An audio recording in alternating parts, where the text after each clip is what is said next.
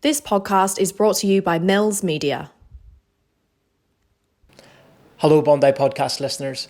The guest in this episode is Michael Cordner. At 15, Michael lost a young athlete that he coached to suicide.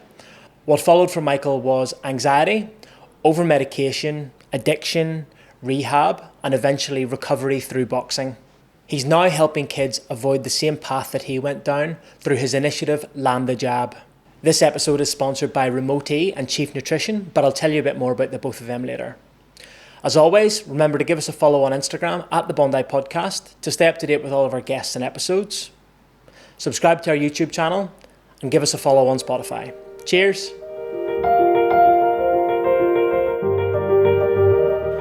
Michael, welcome to the Bondi Podcast, mate. Thank you, Chris. Appreciate it. Thanks for having me. Look, mate, we're just going to get straight into it because there's quite a lot to get into this evening. Yep. Tell me about your relationship with Jonah. So Jonah was one of my students when I first started coaching. So I started coaching boxing when I was about 14. And I coached like a little bit of kickboxing, Krav Maga, not qualified at all. But and yeah, Jonah was one of my younger students who was quite engaged, and then ended up taking his life. So Jonah was homeschooled, am I right in saying Jonah that? was homeschooled, yeah. So how often would you have seen Jonah? How long were you working with Jonah? So working with Jonah for probably just under 18 months, just under a year and a half. He'd come in 3-4 days a week. He'd come to my classes, he'd come early, stay late. Yeah, he was really engaged. He came with his little brother. I was close with his dad. Yeah, they lived just up the road and cycled down.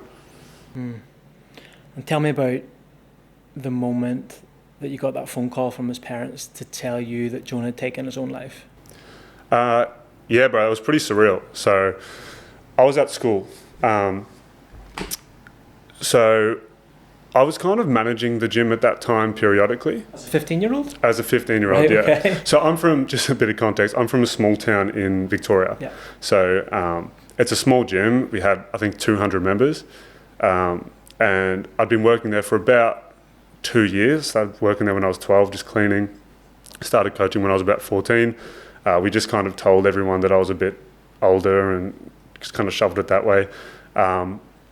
The owner of that gym, some could say it was irresponsible to leave it in my hands, but I did an all right job. So he was away in Peru, and I was looking after the gym for 3 months it was. And I had all the gym phone routed to my phone. So I was at school, taking the work phone calls back and forth, jumping out of class. And then one of the phone calls I got, it was this guy in absolute hysteria. It was almost, the best way I can describe it was almost like, it sounded like an animal, which I know sounds bad, but it just did. It just sounded like there was an animal on the other end, wailing, crying, and he basically told me that he didn't know what to do, and that he just found Jonah from the roof. Did you know it was Jonah's dad? Or I did, yeah. Yeah, I knew it was Jonah's dad. It came with the contact on the phone. And what did he tell you? He told me that he just found Jonah, they'd taken him to the hospital, and that Jonah was dead, and he didn't know what to do. Yeah, and I kind of said I didn't know what to do either. He ended up going into some pretty graphic detail about the ins and outs, about how that night unfolded. And then he said, can you cancel his membership? And I'll call you soon, pretty much. Just a quick word from me, guys, and please don't skip over this. Do you want the free coffee from me? We're making some really good progress on Spotify and YouTube. I've set myself a goal of having 1,000 followers on Spotify and 1,000 subscribers on YouTube by the end of 2025. So here's what I need you to do. I need you to pause this episode right now, jump into your Spotify app, click that follow button, then jump into your YouTube app, click that subscribe button. It really, really helps with the show, and it would mean an awful lot to me. And as a thank you to everyone that does that, here's what I'm proposing. If you see me out and about in person and you can show me on your phone that you are subscribed to the podcast on YouTube and following it on Spotify, I'll buy you a coffee. Can't say fairer than that. But here's the thing, you've got to be subscribed on YouTube and following it on Spotify to qualify for that free coffee. How does that sound? Cheers. It's a pretty strange thing to phone in the aftermath of an event like that. It's a pretty strange thing to do. Like, one of the first things you do is phone the gym to cancel the membership. Any idea why he did that? It seems strange when you say it like that, but realistically, his whole family was completely socially isolated. So they're a Jewish family, and they were home. They'd only moved to town recently, maybe about a year before that. It was mum, dad, and the two brothers. So they were homeschooled, and they had some connections with activities in the local library, but apart from that, and the gym, obviously, there was nothing else going on. And I don't know how much you know about martial arts and martial arts culture, but it does form quite a strong connection. So when he was coming down to the gym every day, it was building his confidence and, really giving him something that he could strive for. So I think his dad really resonated with that. And, I think his dad was really reaching out for support more than informing people of what was going on. I think that's really what it was, now that I've got a bit older and kind of dissected it a bit more. And any reason, has anyone delved into the why? Why did Jonah? No, I got a phone call a couple of weeks after that from a detective saying, "Do you have any information about it?" And I pretty much said, I know a couple of things that he mentioned to me about his personal life, pretty basic, mundane things. I know he was having some issues with kids at the skate park. Again, nothing out of the ordinary. He was 14 and going to the skate park. There was some friction, I guess. Apart from that, nothing really came of it. And I think that was almost one of the hardest parts. There was no reason, there was no note. And it was almost felt like there was no reason for it. So, Michael, how did you feel in the days and weeks following that phone call? I think I was more confused than anything. I remember kind of immediately after I got that phone call, I just waddled back into class and just kind of sat there ruminating and more wondering why I wasn't sad. I wasn't instantly overwhelmed with intense sadness. And I think I was confused as to why I wasn't sad. It was my first experience of loss. So I thought it would mean more than that. I don't know. I just didn't really understand what to feel. And I guess I was confused just for a little bit. Was there a guilt associated with that, Michael, about, you've essentially what you're describing is you've felt a bit numb. There's not really that intense sad feeling despite losing this person in your life that you're relatively close to. Was there like a guilt for not feeling a certain way? Yeah, there was guilt. There was a bit of shame. I thought I was closer to him, and then he was gone, and I thought I'd be much more sad. So yeah, I was kind of guilty and confused and lost on how to feel. I didn't really know how I was supposed to feel. I don't know if what I was feeling was the right way to feel. So I just kind of shrunk the whole thing in, didn't really talk about it much.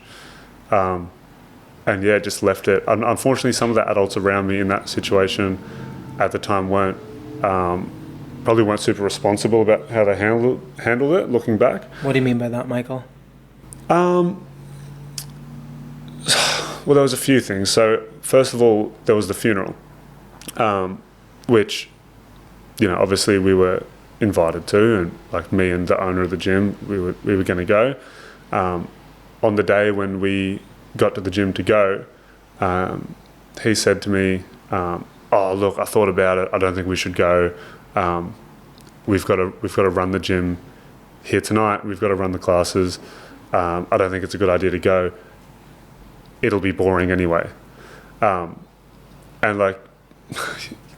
keeping in mind this guy, this gym owner's had his own journey, and he's not normal, as you would say, but I think that kind of, at the time, being an easily manipulated 15-year-old, I was kind of like, yeah, it'll be boring, and that's kind of how I molded my way to feel. I just kind of got over it. There was also a lot of ex-military people in the gym I was with, and obviously they've dealt with loss a lot, and I think I kind of tried to take on their attitude of it doesn't matter, because some of these guys were pretty, that they'd seen action, and to them death doesn't matter. So I think, I tried to take it on. So you were 15 at the time, Michael. Yeah. Jonah was 14. Mm-hmm. Was it strange that something like this happened to, obviously, one, someone that you're close with, but two, someone who's so young and similar in age to yourself? Yeah, I think that was the scariest part. That it can just happen, and then no one there. It wasn't what I thought it would be for a young death. It happened, and then a lot of people around me was like, "Yeah, it happens," and I was kind of like, "Does it? Does it happen? Is it going to happen to me?" You know what I mean? Like I'm the same age. I feel things sometimes. Is it my turn next? And is anyone going to care about me when I'm gone? You know what I mean? So there was some pretty heavy questions I had to deal with. Did you have a platform to ask anyone those questions? Look, I had a good support network. My family's pretty close-knit, and I could have spoken to people about it. I could have, but I didn't really. I didn't. Why do you think that was? Does that go back to the military thing in the gym, sort of trying to just tough it out, or? Yeah, I think just the role models and the people who were around me who were involved with it, they brushed it off, and I looked up to them, so I brushed it off. So when did the anxiety creep in, Michael? Around the same time, probably. I really noticed it about a year later, when I was 16. So would have been going into year 10. And what did that feel like? Again, confusing, and I felt really weak. I felt like I really didn't want to go to school. That was like the main thing. I'd wake up and I'd flat refuse to go to school. Like couldn't get out of your bed, or? Well, I could get out of the bed. I didn't want to go to school. I didn't want to be around all that, and I made up a lot of excuses as to why. I was like, I'm having troubles with the teachers, the school sucks, all these external issues that I was dealing with about school. And I was kind of like, I just want to be a boxer, I want to be a pro fighter, I don't need to go to school. But deep down, I was actually scared. I was every moment that I was at school, I felt like my life was slipping away from me and I didn't have much time left. And that was a struggle for me at that age. Why did you think that? Well, I think it was because Jonah had passed at 14, and it happened so quick and so sudden, and then everyone forgot. And everyone forgot. I didn't speak about Jonah for probably until I was 20 years old after that. No one mentioned his name. There was no posts about it. They don't have social media. No one mentioned it. So I was kind of scared that, it might be me next. And, I was hell-bent on not wasting my time, and because I thought that school was a waste of time, it would foster a lot of anxiety for me. So the anxiety would flare up when you were at school? The anxiety would still be there when you're at home, but it would be more manageable. Is that what you're... It would be more manageable. I guess the only way I was able to manage it was going to the gym, was boxing. And I was lucky I was in a position where I could box all the time, and I was also working at the gym, so I filled up a lot of time there. But when I was at home, I wanted to be at the gym, and when I was at school, I wanted to be at the gym. And when I was at the gym, I was finally okay. And even more so when I was actually in the ring boxing, I was finally okay. So everything that wasn't in the ring, I didn't really want to do. It's nearly like in a form of escapism. 100%. Michael, yeah. like it feels like that was the place that you could escape to. The gym, the ring, was the place that you could escape to forget about what's going on outside of the gym. It feels 100%. Like when you're in the gym, you're probably just focusing on your training, your boxing, your technique, your sparring. 100%, yeah. Have you ever done any boxing or martial arts? Yeah. Yeah. During COVID, I started boxing with. Sweet. So I was living in Surrey Hills at the time, and there was a guy in my building who was a boxing trainer out of one of the gyms in Surrey Hills. We couldn't go to the gyms obviously because everything was closed. So I just said to him, look, we've got a lot of time in our hands. There's a big park over there. Let's hit some pads twice a week. And I sort of, for about a year and a half, just boxed with him. Learnt the technique, built it up over time. But it's interesting, like, I think there are two types of people in the world.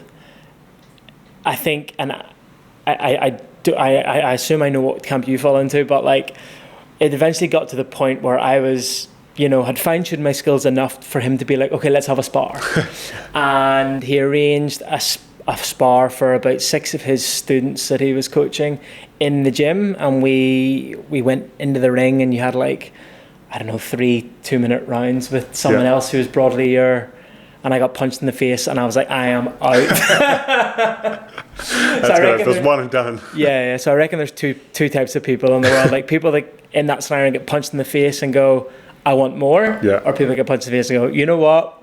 Yeah. It's fight or flight. Exactly. And I'm used to it. Like, I played rugby for 20 years. Yeah. And I remember the punch I got in the face reminded me of the 2 or 3 times that I got concussed playing rugby, and I was like, you know what? I don't need this shit anymore. Yeah. Fair enough. I get it. Yeah. Yeah, it just reminded me of those 2 or 3 times that I got concussed, and I was like, nah. Well, rugby's pretty hardcore. I know some of those guys come home with actual concussions. Yeah. I know some of those guys get more concussions than the boxers do, and it's harder to kind of avoid. But you would have felt it, like, when you're in there, that sparring, that short 30-second sparring you had. There's nothing else you can think about, hey? Oh, yeah. Yeah, it is fight or flight, and you are dialed in. Yeah, so I get it. Like, I completely get it, and I understand why you felt like you could escape to that place, because it's like single-minded. I can focus on this one thing right now. There might be a million things going on back here,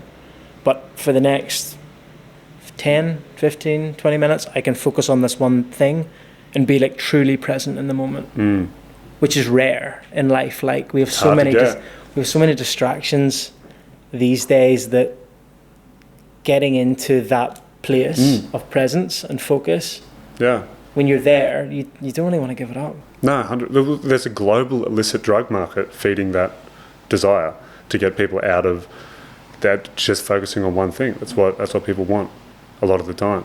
So yeah, for me at the time, that was my only real escape. And I don't regret it. Boxing's not the same as doing hard drugs. I'm glad I had some sort of positive, healthy outlet. But yeah, at the time, that was definitely kind of all I had to swallow it. So while we're on the subject of drugs then, Michael, in and around this time you were prescribed Valium and antidepressants. Tell me about that process of going from feeling anxious to here's a prescription, repeat prescription for 50 Valium, and take these SSRIs as well. So basically what happened was I was refusing to go to school. It got to a point where my mum was kind of like, well, what's going on? Like, are you going to drop out? We need to start making decisions. It's year 10. And she was like, why don't you go to a GP, get a mental health plan, and go see a psychologist and actually speak to someone about it. And I was kind of like, okay. It wasn't a foreign idea in my family to go to a psychologist. I've got older sisters and parents as well. And so I did. I went to the GP. I went by myself. First time I've ever been to the doctor by myself. And I said, yeah, look, I want to get a mental health plan. And he kind of said, why? Like, what's going on? And I said, I'm just feeling anxious. I don't want to go to school, all this stuff. And he said, have you tried any medication? And I said, no. And he said, well, try these. And these were his words. He said, try these, have one whenever you need it. You might need 3 to take the edge off. I remember that in my mind, because that was the only information I got about how to take them. And he didn't tell me what drug it was. He didn't tell me anything about it. He said, I'll give you these. He would have said diazepam. I didn't know what diazepam was, 15. I'd only found that out later. I'd heard Valium in rap songs probably, but that's like the extent of my knowledge of benzodiazepines at that point. And yeah, he said, take these, you might need 3 to take the edge off. And you're 16 at this time? I was 16, yeah. Right. Yeah, so I just started year 10. And do you remember how that first Valium felt? Yep. So it was fixed. Everything that I went to the doctor for was fixed. I could wake up and go to school. I had more confidence. I felt more relaxed in social settings. Like absolutely zero social anxiety, which is dangerous for a 16-year-old. And yeah, everything was fixed. I was sleeping better. I was thinking clearer. I was training better. Everything was good. So I just kept taking them. So Michael, was it on 3 a day from the start, or was it just gradually phased in? No, I think at the very start, I just took one and it worked, and then I kind of didn't have one for maybe 2 or 3 days, and then I took another one and it worked. Didn't have one for another 2 days, and then took another one. Eventually, pretty quickly, maybe within 2 weeks, it was 1 a day, and that was normal for about a month or so.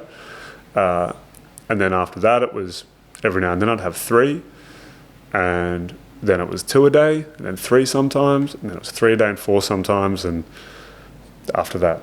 Yeah, slippery slope. But you're on, these are 5 milligram. These are 5 milligram tablets, which are pretty strong. Like, you can, I know some people that have been, the scripts they've got, it's like maybe 1 milligram, 2.5 milligrams, but 5's like strong, like, especially for a 16-year-old. Yeah, a 50 box of 5 milligram diazepam is heaps, dude. Yeah. Is heaps. You could take your life with that for sure. It's a really powerful and dangerous and addictive drug, and to have that many on hand is pretty wild. Did it feel like a solution at the time? 100%, yeah. Yeah, well, I mean, I'd gone to the doctor, and my experience with doctors up until then was going with my parents, and when something went wrong, you go to the doctor and they fix it. I'd had probably like antibiotics before, I'd broken my arm before, I went to the hospital. I had a lot of trust in the health system, so I went there with a problem. He gave me medication, I took it, and it worked. So to me, it was like start to finish, sweet, we're good, we're done. Fully a solution for me. When did you realise you were becoming dependent on them? Well, that was when I got the scripts cut. So sorry, scripts cut, do you mean what your doctor just said he wasn't going to give you any more, or the repeat prescription ran out, or? Yeah, so basically I got the 2 times repeat for Valium the first time. That ran out. I went back to the doctor. I said, it's working, can you give me more? He said yes. And he said, also there's this other medication, sertraline, which is like the brand name Zoloft, which is an SSRI. And he gave me that one as well. And then, basically just had both of them for ages. And then maybe after 3 years, when I was probably 17, 18, that's when he cut the scripts. And I went back one day and he said, do you think you still need them? And I was kind of like, maybe I don't. Maybe I don't still need them. I feel all right, because I was taking them all the time. I was like, I feel fine. And he said, all right, try it without it. And so I just stopped taking them, both of them at the same time. How many milligrams of the SSRIs were you on? 15 milligrams sertraline. And how many a day? Just one. Just one a day? Yeah. Okay. So your doctor's giving you like a prescription for very strong Valium, which you're taking 3 a day. You're also mixing that with antidepressants. Then he's asking you to go cold turkey. Pretty much, yeah. And my understanding of Valium and SSRIs is you're meant to wean yourself off them gradually. 100%. So why did he just say, let's go cold turkey? Look, looking back on that, I don't know. I know it was different back then. It was. I know it was really easy to get Valium back then, and it wasn't as much of a topic of conversation. People didn't really talk about benzos. It wasn't as much of a recreational drug. And, technically he didn't know how much Valium I was taking. I could be taking 5 one day and then none for 2 weeks, so then I wouldn't have withdrawals. So it was kind of like there wasn't much management around. So he was just kind of like, I won't give you any more Valium, not knowing that I was taking them regularly and would have had a taper off them. And the sertraline. Look, with the sertraline, you kind of just, on a 15 milligram dose, you kind of just have to stop. There's no, you can break them in half, but sometimes they're capsules and you can't really tamper with them. So yeah, that's when he was just like, we cut it off. Yeah, wow. And you said you were dependent, and would you have said that you were addicted to the Valium? This is where the language gets dicey, because dependency and addiction, they kind of go hand in hand. Yeah. The doctors will say dependent if you're prescribed a medication and you're taking it as prescribed. If you become addicted or dependent on that medication, they'll call it dependent. If you are getting those drugs illegally and taking the exact same amount, they'll say you're addicted and you've got a substance use disorder. So technically I was dependent, but it's the same thing. I was addicted, yeah. So what did you do then? So your scripts have been cut off. Like, well, first, how did you feel going cold turkey? Like, what happened? Well, first night, I felt fine. I went to the doctor probably like, let's say, I don't know, 2 p.m. Went home, didn't even think about it, went to sleep, woke up, was fine. Got my bag on, went to school. And then throughout the school day, I really started to come down. I really started to feel this like internal shaking. I felt like every breath I took, it was kind of like I was breathing in, it's hard to explain, like I was breathing in something really coarse, and like there was sandpaper in my throat and my lungs, and my body was kind of aching. I felt really lightheaded and I had no balance. And I was almost hearing voices, like the internal chatter in my head was really loud, and almost to the point where I couldn't hear myself speak or think. And what were the voices saying, Michael? Do you remember?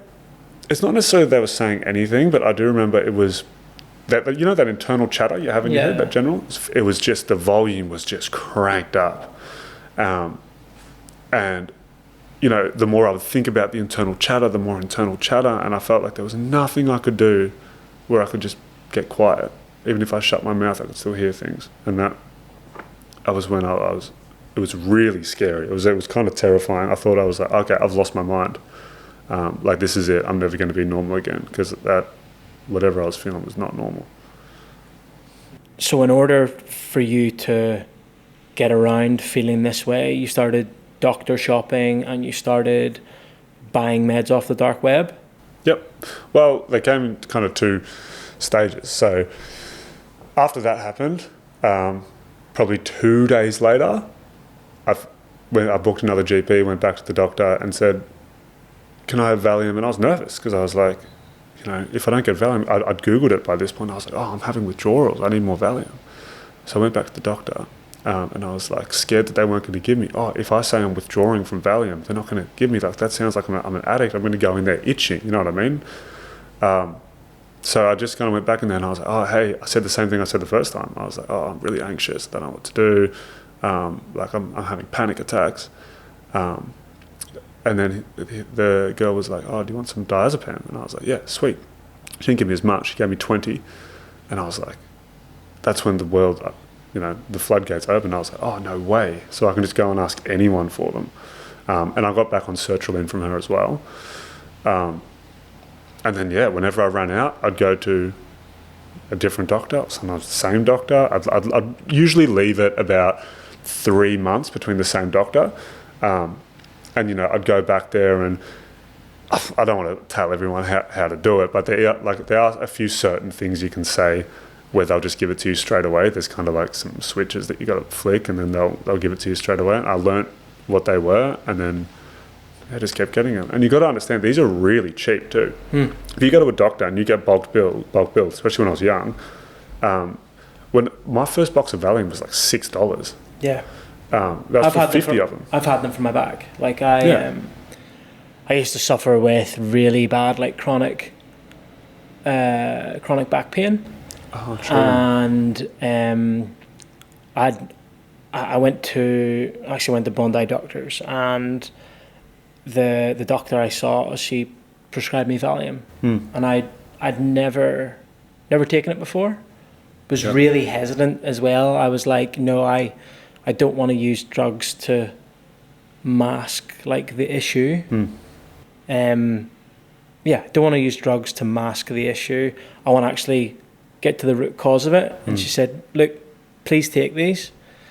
Take like one a day when you need it. They're muscle relaxants. They'll relax the muscles. It'll relieve some of the pain. We'll address the issue as well. But, just take these to sort of help with the day-to-day.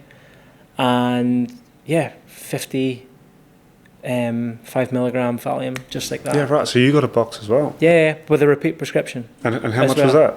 Not very much. Yeah. But it was super easy. Like, and I didn't want them, and it's nearly like she was like, here, no, take them. I find that very strange. And then you start taking the Valium, and like as you say, like, it helps, and it, you start sleeping better. Yeah.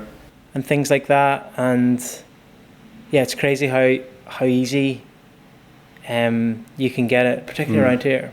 I actually know it's fucking interesting. I'll try not to name names, but different doctor surgery, so not Bondi doctors, but another doctor's clinic in Bondi. One of the doctors there, he's not allowed to prescribe Valium anymore. He was overprescribing it. Right. Someone reported him, and he's not allowed to prescribe Valium anymore. But he's still allowed to be a doctor. He's still allowed to be a doctor, but he's not allowed to prescribe Valium anymore, which is interesting. That is interesting. But I know, from friends that, if someone had a long flight and they wanted some Valium, they would go to this guy. Yeah. Basically go in and say, sore back, feeling anxious about the long flight, 50 Valium, 5 milligrams, there you go. There's the password.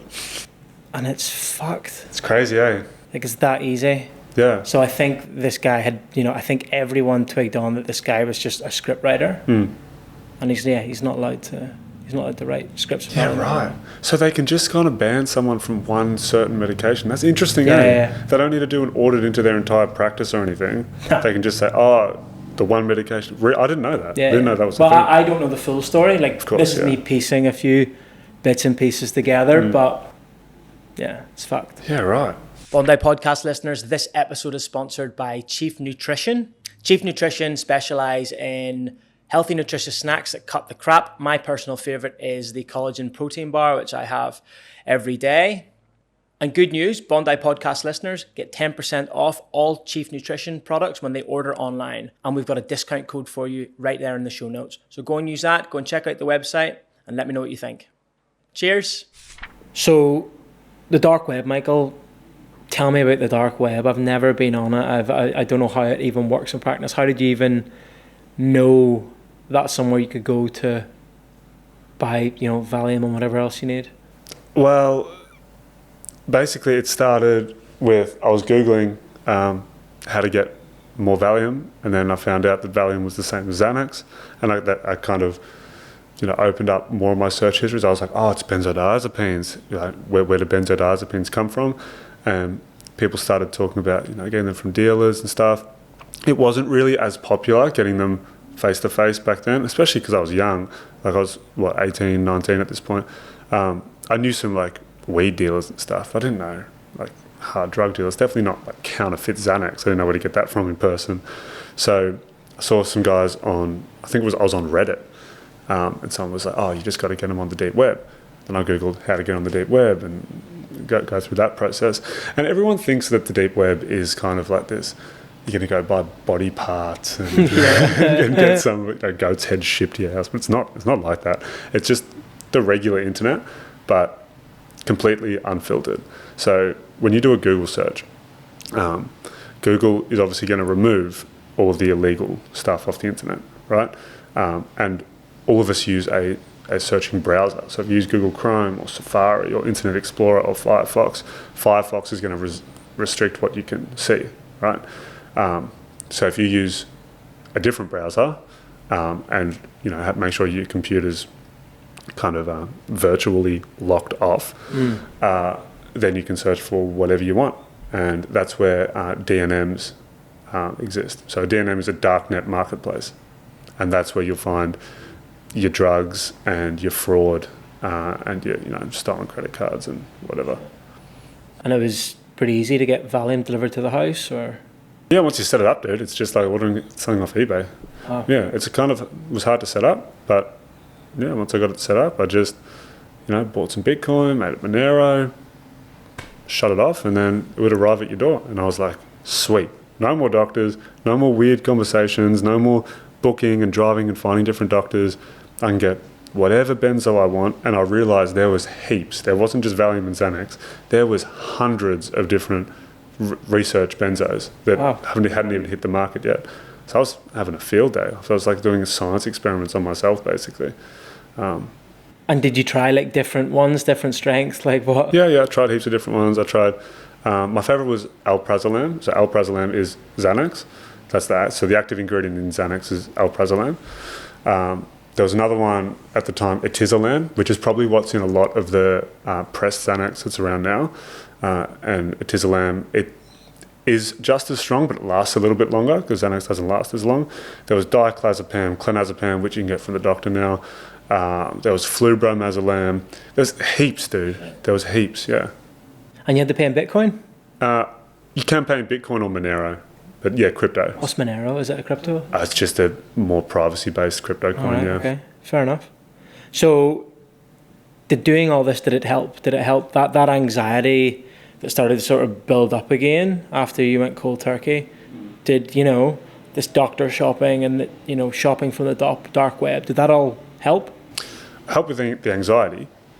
And then kind of what happened was, because I kind of saw myself heading down a bit of a darker path, I had more anxiety. So I needed more medication to fuel it. And then I got stronger SSRIs from the doctor. And then I went on to SNRIs, which are slightly different, but basically similar. But yeah, at this point, because I was doing something quite illegal, I was getting a lot of them delivered at some points. I was, paranoid about getting caught, and I'd take more Valium or more counterfeit Zans, and then. So it's like a vicious cycle or something. It was pretty vicious for a bit, yeah. It gets worse and worse, right? You're taking the drugs to ease the anxiety, but the fact you're doing something so illegal is adding to the anxiety and means you need to take more drugs. Exactly, yeah. Fucking hell. Exactly. So Michael, arrested shortly after your 21st birthday. What happened here? So I went to rehab shortly after my 21st birthday, but I got arrested a little bit before that.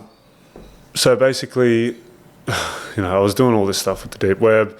It was middle of COVID lockdowns, so it was 2020 or 2021. And this is COVID lockdown in Melbourne. Were you here? I was here. You were here, okay. Yeah. I've heard things about it here. I wasn't here, obviously, but it didn't sound like it was... It was all right. Yeah. That's what everyone says. They just worked out. If Albanese said tomorrow, hey guys, you got to do like a 2 or 3 month lockdown, I'd actually be like, oh, no way. Sweet, that sign me up. See, I've heard this from people up here. That's insane to me because it was really bad in Melbourne. Yeah, no, it was bad. I had friends down there. Yeah, it was bad. Yeah, dude, it was horrible. And I was 20 years old, so I had like all this. I just got out of school. I was ready to go. And there was no fights going on. We couldn't train at the gym, so I had nothing to do. And so me and my mates would just hang out, smoke weed. I'd take Xans, start doing like opioids and stuff. And yeah, one time there was like this little camp spot we'd go to during the day, just hang out. We'd just drive out there and sit around in camp chairs and just do absolutely nothing. And then a park ranger rolled in, and then he was like, "You guys can't be here." And we were kind of like, "Oh, why not?" as you do. And then he was like, "Oh, we're going to have to call the police." And we were kind of like, "Yeah, call them. And then called the police. The police were like, "Yeah, you can't be here." And we were like, "All right." Like, once the police say, you got to leave. What are you going to do? Like, get arrested over this? So we left. And then and that was something I didn't want to let go. And I was on my computer all the time. And eventually we got fines in the mail. And because they were COVID fines, I think it ended up, for the 4 of us, it ended up totaling $26,000. No way. Yeah, it was $26,000 because we were we were breaching COVID lockdowns and on a closed track and in a closed area or something. So it was about $26,000 for the 4 or 5 of us, and I was like, I'm not having this. So I called up the cop shop and I was like, hey, this is officer whoever. I just want to let you know that you should probably let these boys off. I found out a police officer's name and like where he's from, what he does and stuff. And then I think that kicked up a bit of a stir. For impersonating a policeman? Yeah. I think that kicked up a bit of, and then I sent a few emails and stuff as well. But yeah, I think that kicked up a bit of a stir. And then, a couple of weeks later, I'm lying in bed, 6 a.m, my door gets kicked down. And there was about 6 coppers in my house. They were like fighting my mum in the hallway. I was like, I had no idea what was going on. I just assumed they were there for all the deep web stuff. I was like, I'm finished. I was like, I'm done. So you're probably quite relieved that they're here about the other stuff? I was stoked. When they came in and they go, like, where's your phone? And I was like, what do you want my phone for? Like, all the good stuff's on the laptop. Yeah. I was like, what are you doing? And they were like, I was an offensive impersonator police officer. And I was cheering. But yeah, because they had a search warrant for my phone, they used that to get in the house. And once they were in the house, they could smell weed. So they used that as a reason to search the house. And then they found weed. And so in Victoria, you're not allowed to have like samurai swords. And I had a collection of like samurai swords, and that became an issue as well. So it turned into a bit of a kerfuffle. Did you get the samurai swords from the dark web? No, I didn't. No, I just got them online. Yeah, you can get them everywhere else in the country. You just can't get them in Vic. But no, and then the only thing they didn't take was the 100 counterfeit Xanax I had. So there's a photo. I don't know if I should be saying this, but it's been a long time now. There's a photo that was used in evidence, and it was all the, like, I had like oxycodone, opioids, and then I had like weed and paraphernalia and stuff. And then there was 100 Xanax spread out across there with a fake bottle next to it. And they saw that and said, that's his medication, and put it back in the box and gave it to my mum. And while I'm in the lockup getting interviewed and stuff, they said, your mum's bought your medication. And they gave me 2 of the counterfeit Xanax. And I was like, this is unbelievable. Probably would have helped at the time, to be fair. Yeah, it helped at the time. But I mean, even that is, it's a big oversight from them. I was a young kid in a police officer, in a police interview, under the influence of illicit counterfeit drugs. And they didn't even pick up on it? No, they didn't even And they actually brought it to you? They gave it to me. That's fucked, man. Yeah, they had their gloves on, and she goes, boom, boom. Thanks, Kylie. It was crazy, dude. And yeah. So how long were you in jail for? I didn't go to jail. You were just held at the... I just got held there for like the whole day and interviewed and whatever, and then they granted me bail, I guess. And then I had a court case. But that period between there, like when I got arrested in the court case, a total harassment from the police, total harassment. There was nothing else for them to do. Like I said, it's a small town. Nothing else for them to do except to sit on my street and wait for me to leave the house, because you're not allowed to leave the house. So, at the time, this was kicking up a storm in my household. That was really, I'm one of 5, so there's a lot of us in the house, butting heads. So I just wanted to get out of the house, and they'd sit on the street, and when I left my house, they'd pull me over. They'd rip the car apart. They'd take everything out of it. They'd lift the hood and take the panels off the hood and leave it on the side of the road. And then I'm trying to put everything back in the car. Then you drive a little bit more. They pull you over. They search you. I got really fed up with that whole system. And then I just started buying more Xanax and started getting even deeper into that. And I don't think the SSRIs helped either. I think because I was so medicated, and just at that time and being young and lockdowns, I really felt like I was the next Jonah. I thought this was it. I thought... You're on that slippery slope. I thought, yep. Shit. This is my time now. So was that, when you started to feel like that, was that the moment where you started to think about rehab, or how did rehab even come about? Well, it came about because everyone was saying it to me for a bit, like, you need to stop doing this. Who was saying it to you? My friends, my parents, and my coach at the time. He was saying, you're going to have to do something about this. It's not really sustainable. And I knew there was a problem, but I kind of didn't care. It's for people who have never taken benzos, or Valium or Xanax before, it completely removes your inhibition. So the reason you don't get anxiety is because you're not scared of anything. You don't understand consequences. Your memory doesn't even work properly. You're very zombified. So I knew that I was probably going to die, but I didn't really care. And it's not that I wanted to. I was just like, that's what's happening. It's the amount of Xanax I was taking. I could sit inside a burning house and just watch the flames. There's nothing you care about, especially on the dose of venlafaxine, the SSRI I was on as well. I just didn't care about it. So that's when, they kind of pushed me into it, and my mum said, you're going to have to do this. And it was also part of my good behaviour bond from the court. So that kind of pushed me into it a little bit as well. Do you remember the day that you headed to rehab? No, my memory is so shot. I've got about almost a year of my life I completely don't remember. What do you remember from rehab? I remember withdrawing. I remember, I was probably like a week in. They do 2 weeks of detox, and then they do 4 weeks of a rehabilitation program. So you don't remember any of this? No, I don't remember the first couple of days of the first time I went to rehab. I just kind of remember being there and really feeling like I was dying. I thought the withdrawals when I was a kid was bad. This was fully convinced I was dying. Mania, cold sweats, zero sleep. And I know everyone says that, I don't get any sleep. I'm talking 4 or 5 days in a row, not a wink of sleep. And at night time is a really long time when you don't get any sleep. And, I would wake up and look at the and I'd be like, I've only been in here for 6 days. It feels like I've been in here for 6 months. And yeah, that was a horrible, horrible feeling. And I felt all of the shame and the anxiety and the guilt of the last kind of 4 or 5 years just came rushing back, and I had to deal with it all at once because the medication had allowed me not to deal with it for so long, kind of swept it under the rug. It all came pouring back all at once. And I'm just lucky I was in a safe place when that happened, I guess. So what did those early days, I've never been in rehab before, so how long were you in rehab for, Michael? First time I was in there for 4 weeks. Okay. Yeah.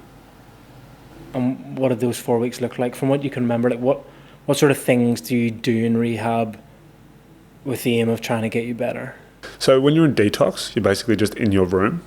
You get, a single bed, a little bathroom. You're just basically in your room. They bring you breakfast. They wake you up, bring you breakfast and your medication in the morning.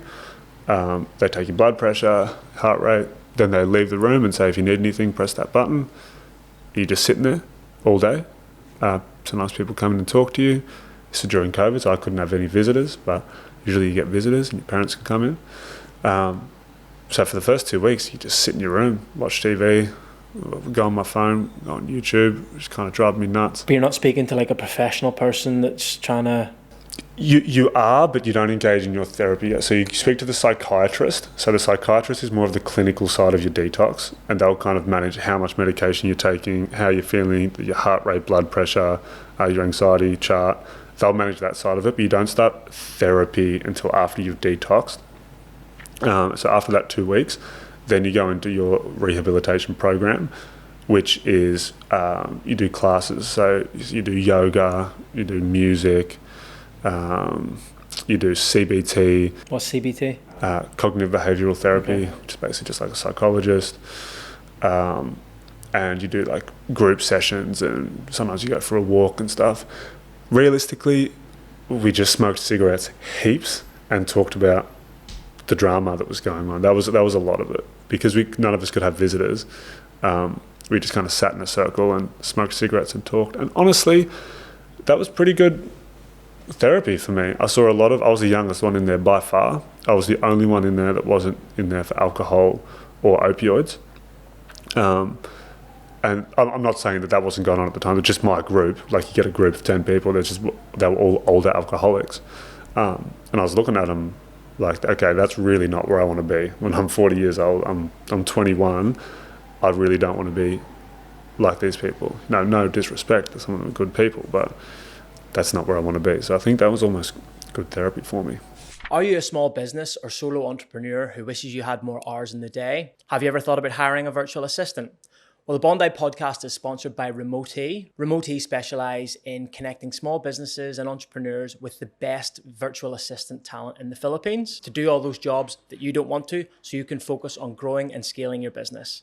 If this is something you're interested in, the Bondi podcast can get you 2 weeks absolutely free with Remote-E. Just go to the website remote.com.au/contact and enter the referral code Bondi for 2 weeks absolutely free.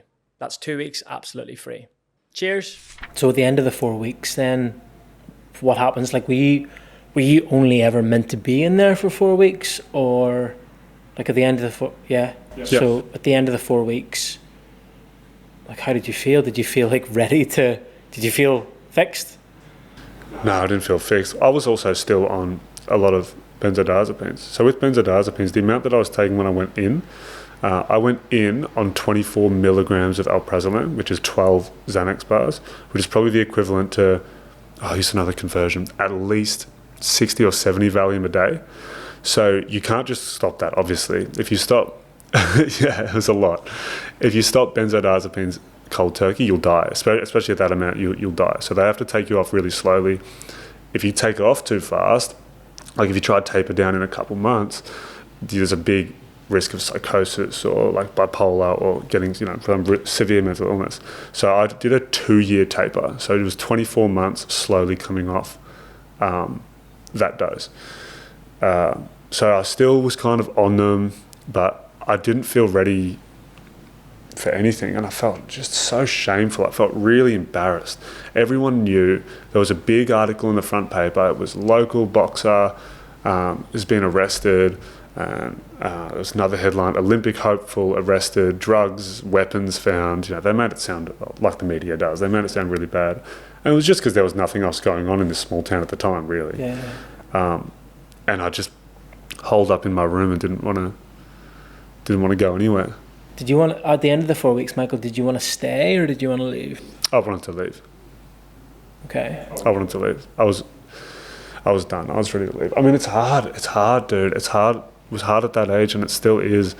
I wasn't around my friends or my people, and I didn't really feel safe in there because I had lost so much trust for doctors as it was. I was almost blaming doctors for the position I was in, which obviously I put myself in that position. I know that, but at that time there was an element of my thinking that was like, it's the doctor's fault. They shouldn't have prescribed me this.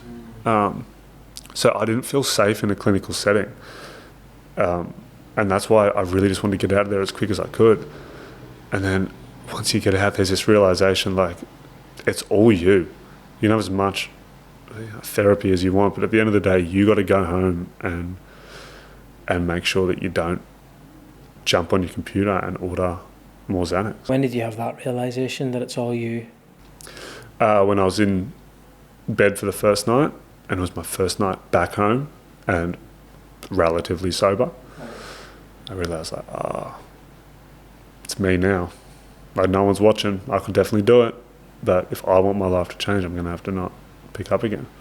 Why didn't you do it? I wanted to box. I wanted to fight. So boxing was that anchor? 100%, yeah. That was pretty much the only reason. Did you think about boxing a lot when you were in rehab? Yeah, that's all I wanted to do. All I wanted to do was box. And I think before I went to rehab, I'd had maybe 20 amateur fights. So it was my main skill. And all I wanted to do was go back to the gym and get really good at boxing and teach it and just be back around that environment of not thinking about anything else except combat. I loved it. So you said earlier, that was your first stint in rehab. How many times have you been in rehab, Michael? Twice. So how long of a gap between first stint and second stint? About 2 years. So I went to rehab for the first time May 2021, and I went for the second time in January 2023. Why did you go the second time? Like, what was happening? Well, the second time, the gym I was working at, so I came out of rehab, had a few more fights, was having fun, it was coaching. Were things looking a bit better, yeah, Michael? Things looking good. And then I, something happened at work where, it wasn't really going to suit me to work there anymore. Nothing crazy, stuff happens, companies change. So I stopped working there, and that means I stopped training there. And then again, I felt like I had nothing. And I had no more boxing, and I thought, I didn't know what to do. I hadn't developed the skills to manage my anxiety, shame and guilt without boxing.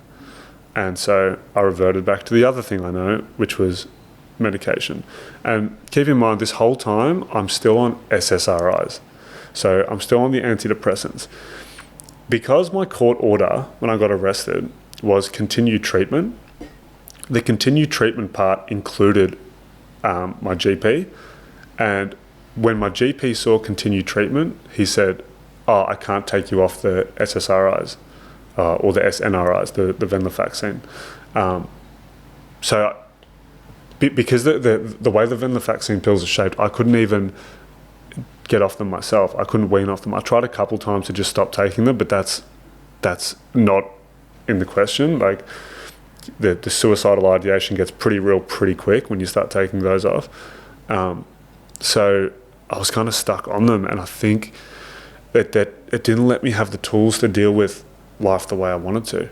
So as soon as I stopped boxing again, I went back online and ordered some more benzos, and then really quickly aspired, probably in the space of 3 weeks this time. I went from completely sober from benzos to, I was taking bromazepam this time, which is just another version of benzodiazepines.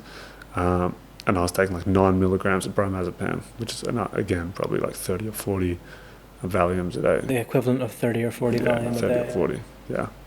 So again, what was the trigger for going into rehab the second time? Well, this time I knew. Did you make the call, or did someone else make the call? I made the call, yeah. I made the call for the second time. I thought, oh, God, here we go again. It was almost when I started taking them for the second time, I knew this is where it was heading. I just wanted to get some sort of relief before I had to go back to rehab again and fix myself. I just wanted to get a couple of weeks where I could just sleep properly and think clearly and not have, these thoughts ruminating in my head. So, after a couple of weeks, my friends knew what was going on, and they were like, "You got to go to rehab," and I was like, "I know," and so I went back. And what was different, Michael, this time compared to the first time? Well, this time, it was a lot less clinical. So because I'd already been in there for diazepam, the first time it was kind of like they get this kid, me, who's 21 years old, he's been prescribed Valium, now he's addicted, we need to get him off it. It was a bit more of a clinical approach to kind of, he's a young kid who needs to stop taking medication. This time was a bit more of, okay, there's a history of substance abuse and we need to dig a bit deeper of what's going on. So there was much more therapy, much more, deep thinking about who I wanted to be and what kind of life I wanted to lead and the person I wanted to be. And I think, once I was in there for the second time, the first time I walked in the second time, I was like, I'm not doing this again. Whatever I have to do to stop this is done right here. And I didn't really feel that the first time, but the second time, yeah. How long were you in for the second time? Second time I was in for 3 weeks. 3 weeks. And it feels like that approach nearly feels more sensible. Like the therapy, the getting to the core of the issue, asking questions like, who do you want to be in the future? Like that feels like a better approach than that more clinical. Well, yeah. Well, 100%. Well, I mean, there's more evidence for that. Yeah. If you strip it back, I mean, I've been looking at this for a while now. You've probably heard this idea that depression is a chemical imbalance. You've heard that before? Yeah. That's not true. There's no supporting evidence to say that there's a chemical imbalance for depression. There's high levels of if people have a high level of serotonin, they might be super happy or super depressed. If people have low levels of serotonin, they might be super happy or super depressed. It's the same with other neurotransmitters. It's the same with norepinephrine and dopamine. People have high levels of either naturally. They can be happy or sad. There's no rhyme or reason to the amount of serotonin and the level of happiness. There's none, and there never has been. It was something people coined in the 1960s, and then Eli Lilly, the pharmaceutical company who developed Prozac, they kind of pushed it, obviously so they could move their medication. And since then, people still believe it. I remember hearing that in school. It's an imbalance in your brain. It's not true. It's not true. And it's especially not a serotonin imbalance. So these SSRIs, I don't know if you know how they work, but basically they increase the serotonin in your brain, right? So what they'll do is they'll stop the reuptake of serotonin. Serotonin is a neurotransmitter that's responsible for a bunch of different things. All the thoughts that go on in your brain, it's like the roads for the thoughts. They can make connections. And if there's more of it, you get more connections, right? So the SSRIs, they produce more serotonin. Now, there's no evidence that is going to help your depression. There is evidence that in adolescents, it's a high risk of suicide. So the FDA in 2004 issued a black box warning in the US. So the FDA is the Food and Drug Administration. That's the US. We have the TGA. They have the FDA. The FDA issued a black box warning in 2004 that said may increase suicide in adolescents. What, the Prozac would, or SSRIs? SSRIs, right. Yeah, so the FDA said the SSRIs, that they did a study and they found that it's up to 2 times more likely that you'll commit suicide if you're under 18 and you're taking SSRIs. Now, the Australians, people involved in the lobbying and the laws at that time, they did this really strange media campaign that said that if you put that black box warning on, it'll steer people away from SSRIs and it'll make people more depressed and it'll steer people away from clinical therapy for depression, which I guess kind of makes sense, but I still think it's a pretty wild thing to do, to not include a label that is pretty important. I mean, I didn't get told that there was an increase of suicidal thoughts or suicidal ideation or behaviour when I was going to take SSRIs. And I think, there's a couple of people, Patrick McGorry and Ian Hickey, they are on the Victorian Board of Youth Suicide. They went on this media campaign basically shooting down from 2005 to 2016, went on this media campaign shooting down anyone who spoke about any evidence relating SSRIs to youth suicide. And so I think what we've got now is a massive population of kids prescribed antidepressants. There's 1 in 5 kids under the age of 25 are prescribed antidepressants in this country. 1 in 5. That's an insane amount of number. So when you think about all these kids running around with, this haze over their eyes and not really living life the way they're supposed to, kind of putting a veil in front of it and increasing their serotonin and playing with their brain chemistry, it's scary. It's really scary. And especially when you watch the youth suicides go up with the amount of serotonin prescriptions, obviously correlation doesn't always mean causation, but there's something there. I think it's time to have a serious chat about the antidepressant prescription. As someone who's gone through the entire process, Michael, if a teenager is showing anxious tendencies and they get a diagnosis that they are depressed, instead of giving them things like Valium and antidepressants, what's a better approach? Well, I think for a lot of kids, it's passion. I think it's that they need something to get their teeth stuck into, and they need something that's really difficult, but it's going to offer long-term benefits. Something like a really difficult sport, or a really tough hobby, trying to build something. Something for me, obviously I'm biased, like boxing, right? Boxing, when you walk in there, you don't know anything. If you want to get the benefits from boxing, if you want to feel good at it, you have to work really, really hard at it. And it's going to keep you on that straight and narrow path. And it's also going to teach you good values and, kind of this disciplined type of lifestyle that I think is really important. So that's why I started Land the Jab, because there's a whole group of kids out there that don't necessarily need clinical intervention. They just need a bit of extra support and something to do and a sense of community. And I think Land the Jab can kind of be the net that catches all those kids that would otherwise fall through the gap.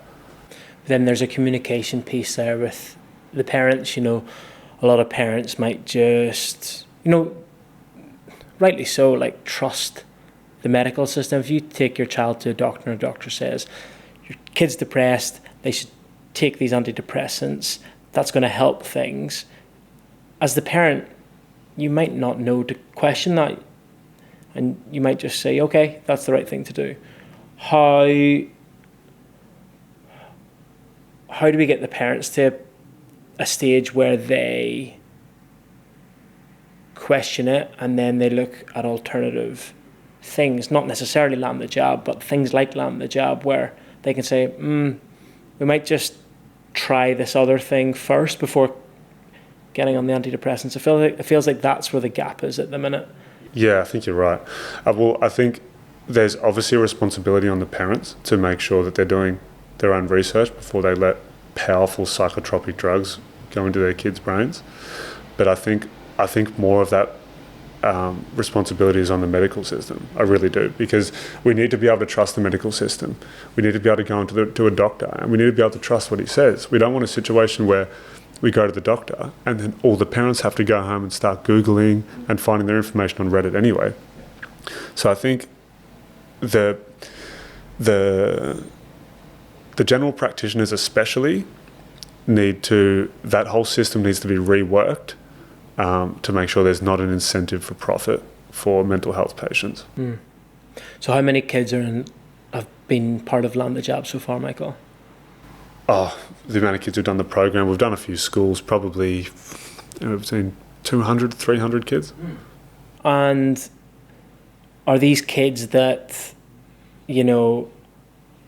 have potentially started to go down that path of prescription drugs, antidepressants and things, or is it just more like you're going to a school and speaking to like the broader population, knowing that 1 in 5 of them might be impacted by this? There's a few different ways we do it. So we go, one of the ways we go into schools and we just deliver it to, like, let's say the year 9s. Yeah. And then another way is the school will say, hey, there's this group of year 9s who are particularly vulnerable, or it might be 9s, 10s and 11s, particularly vulnerable, either they're fighting drug use, crime or whatever, and they'll get them to do the program at the school. The other way is we do like personal private sessions. So it runs just like you'd book a private session for boxing, but it's marketed towards kids who are at risk. And then at the moment we also have a partnership with Headspace for a project in Bondi Junction. So we take anyone who gets a referral from Headspace, it's one of their tools that they'll use to help kids with depression. So they just send them to us and we help them out with 8 limbs. And what common themes are you noticing amongst these kids? Do you see any of younger Michael in them, or is there any commonality coming through as to why they're maybe feeling the way they're feeling? Yeah, I think especially a lot of the kids at the school that are at risk, there's not a lot of hope in the general consensus for young people. All the adults around them are talking about is how they're not going to be able to afford a home in the future, how the inflation's going up, how World War III is about to happen, how the politicians and Trump and the world's ending for them in the adults' eyes. And you add climate change into the mix as well. Yeah, I forgot about climate change. Yeah. We're telling these kids that the world is ending every day. Yeah.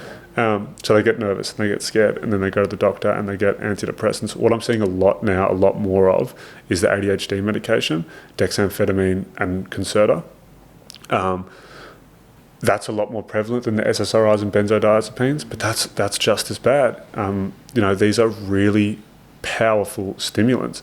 I mean, dexamphetamine is a functional agonist of methamphetamine. It's the only difference is methamphetamine is a bit more fat soluble, so it hits a bit quicker, but it's basically the same thing.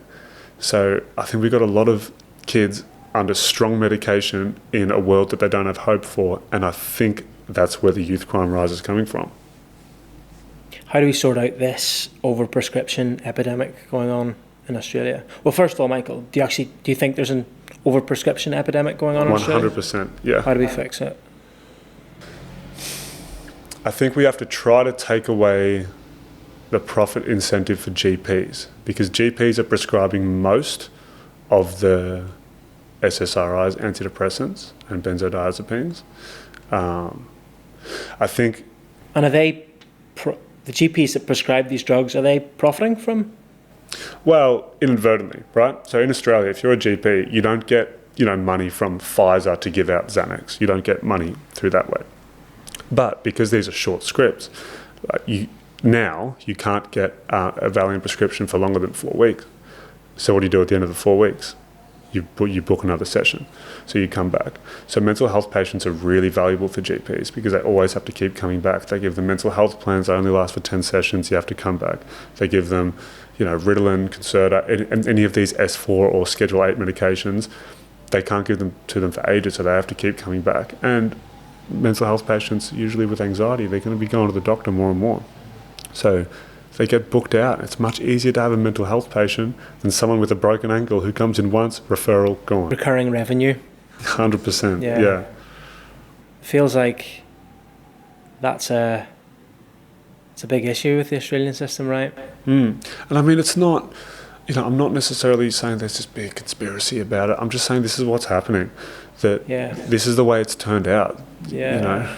It's like, coming from the UK, obviously, like we rely on the NHS, but it's all free. Right. It's all public funded. Yeah. No one's getting a cut. So like, probably in the UK, they're incentivized to try and do it the other way around. Like, instead of having that patient come every week or month, you want them coming every 3 months. Whereas because in Australia, you sort of pay every time you go to the doctor. Yes, some of it's bulk billed and offset by Medicare, but there's still a fee. Yeah, the doctors still get paid. Yeah. The doctors can fill their whole day with mental health patients. And that's a much better way to do it than to have, to be a specialist. That's why every GP, if you go on a GP's website right now, all of them will say specialist in men's mental health, specialist in men's, because that's where the money is, dude. That's where you can keep booking these guys out.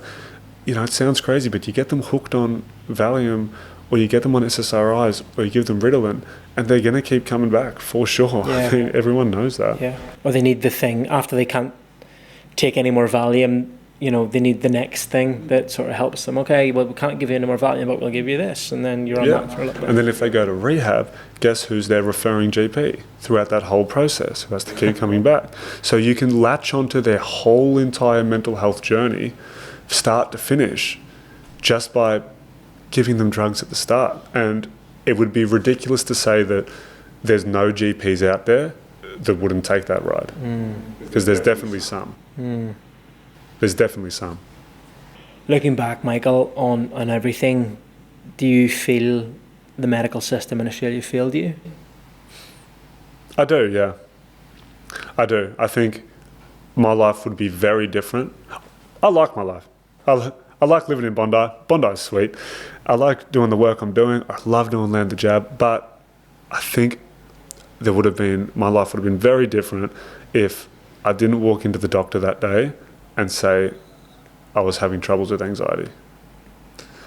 I really think it would have. I don't think I would have got that Valium prescription, and then the addiction, the arrest, the rehab. I don't think that would have happened. How much responsibility do you take for everything, for everything transpiring the way it did? Well, 100%. I didn't have to take Valium the first time. There was multiple times along that whole journey where I had an option to stop. Multiple. There was a lot of times when I had 50 Valium left and I was only taking one a day, and I could have tapered off, and I knew how to do it. I Googled it, I thought about it, and I didn't. I didn't have to start taking opioids as well. I didn't have to start taking alprazolam. So I think 100% of it's on me. Some things aren't our fault, but they're our problem. And I think that's an idea a lot more of these young people need to take on is, yeah, the world seems scary, and people older than us have failed us with climate change and, you know, potential wars or housing crisis or whatever. It's not our fault, but it's our problem now. And I think we just need to take it on and tackle it. I think that's going to be a much better use of our time than ruminating and getting into a wallow of pity about it. And how are you today, Michael? Obviously, I think your last stint in rehab was around 2 years ago. That's not a long time. Like, how are you today? I'm good. I'm getting through each day. I'm completely medication free, so no SNRIs, no anything. I take aspirin sometimes, but that's it, and that's a push for me, and I love doing that. And I like it. Finally, especially in the last 12 months, I can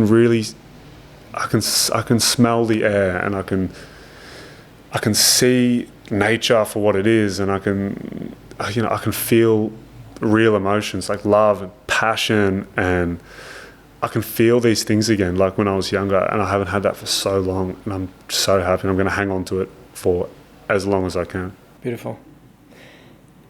Last question from me, mate. If you could go back and speak to 15-year-old Michael who just received that phone call from Jonah's parents, what piece of advice would you give to him? I would say it's not your fault. And just because it happened to him, it doesn't mean you're next.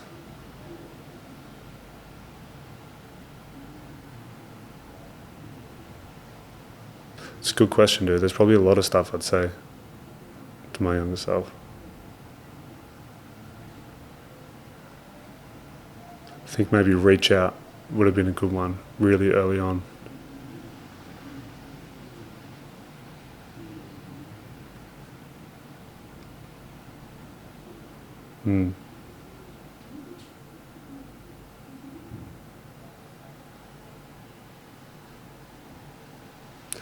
Yeah, got me there, mate. Sorry, I was in another world for a second. It's all right. I was just waiting to see if anything else came up. No, that's perfect, mate. Yeah. Thank you very much for coming on and sharing. Thank you, Chris. I appreciate it. Thanks for having me. Enjoyed it, mate. I really appreciate it. Yeah, really enjoyed it, mate. Thank you, bud. Cheers.